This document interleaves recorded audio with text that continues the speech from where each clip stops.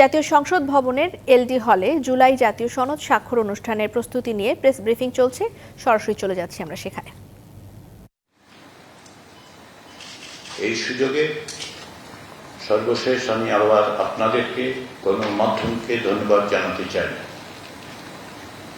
গত এক বছরের এই প্রক্রিয়ায় আপনারা সবচেয়ে বড় যে ভূমিকাটা পালন করেছেন সেটা হচ্ছে এটা স্বচ্ছ প্রক্রিয়াকে সহযোগিতা করেছেন, স্বচ্ছতর করে তুলেছেন। এই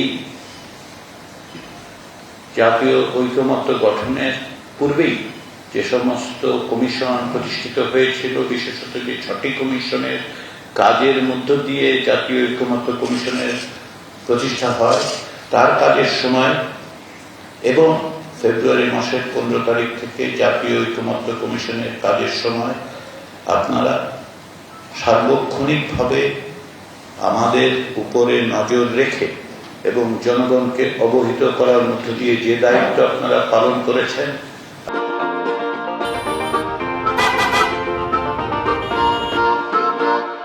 আপনাদের কাছে আমার অনুরোধ থাকবে সেই একই রকম দৃঢ়তা নিয়ে, সেই রকম লক্ষ্য নিয়ে আপনারা বাস্তবায়ন প্রক্রিয়ার দিকেও যেন আপনারা লক্ষ্য রাখেন।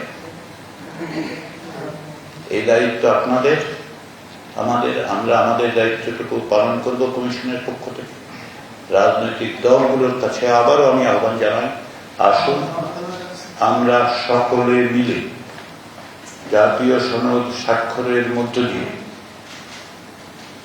এই প্রক্রিয়ার পরবর্তী ধাপে, পরবর্তী স্তরে অগ্রসর হই।